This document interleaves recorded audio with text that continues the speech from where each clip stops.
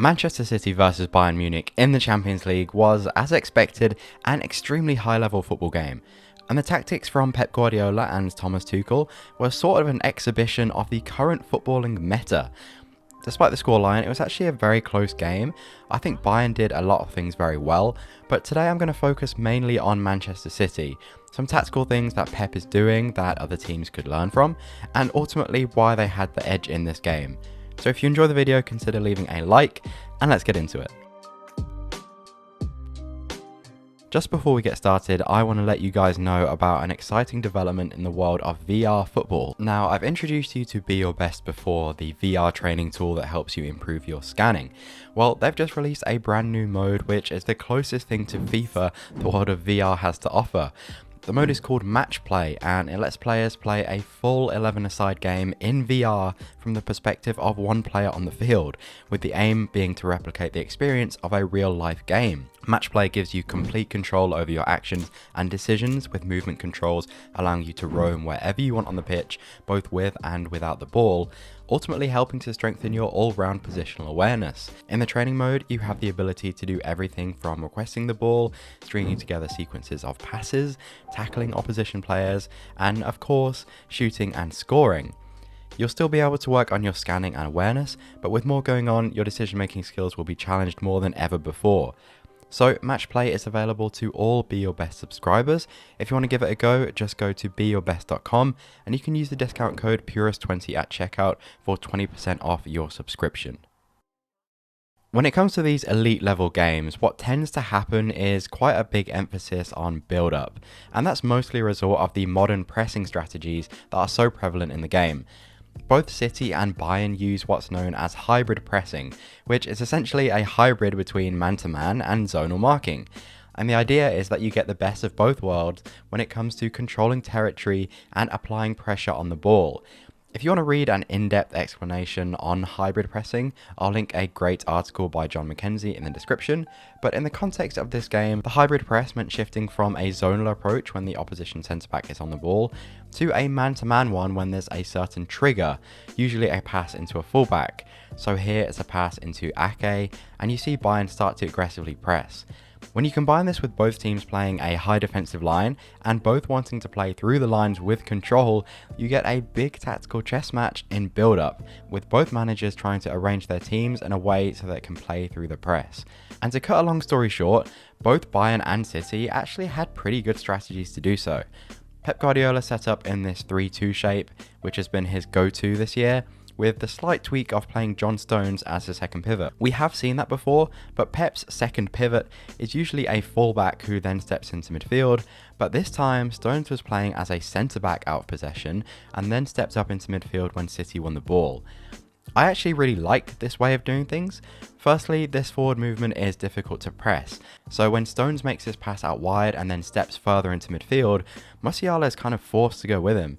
If he doesn't, you're an easy passing option, and if he does go with him, you make it a lot more comfortable to make a back pass because you've taken away one of the potential pressers, which greatly reduces the risk of a high turnover. I also like it because in transition, you don't have to make any awkward diagonal runs to recover your position. So here there's a turnover and Stones is perfectly positioned to defend the counter-attack and become a centre-back again if he needs to be, which gives you a lot of flexibility to quickly switch between the two positions. So here he's a centre-back, then City win the ball back, and he can make an immediate passing option in the middle. That wouldn't be possible if he was coming all the way from right back. However, if there's another turnover here, which in this case there actually is, he can then recover quickly in the middle. And just in general, this double pivot of Stones and Rodri caused Bayern a lot of problems, particularly to Musiala and Gnabry, who are the players responsible for pressing them. I think Musiala was supposed to be doing a man-marking job on Rodri, but with all the movement that was going on, Bayern ended up outnumbered quite a few times. In this scenario, it's actually Rodri in the centre-back position, so Musiala then goes to mark John Stones, but Rodri steps up, going from centre-back to pivot, and becomes completely free in the middle of the pitch.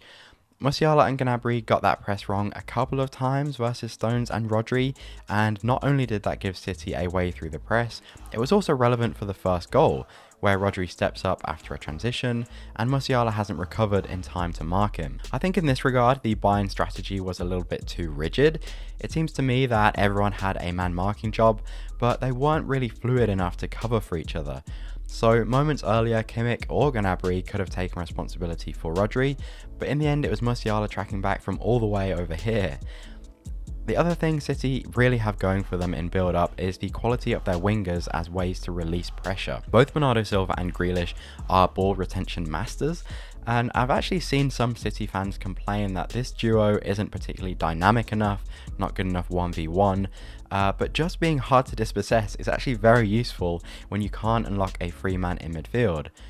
And you can see the two elements of the City strategy pretty clearly from their pass map. So you've got the Stones Rodri double pivot, and then the frequent passes down the touchline to relieve pressure. From there, City's 8s, De Bruyne and Gundogan come into play, combining with the wingers to get in behind and ultimately try and feed Erling Haaland. And that's City's general game plan in a nutshell. Although despite some promising attacks, none of City's 3 goals in this game actually emerged that way.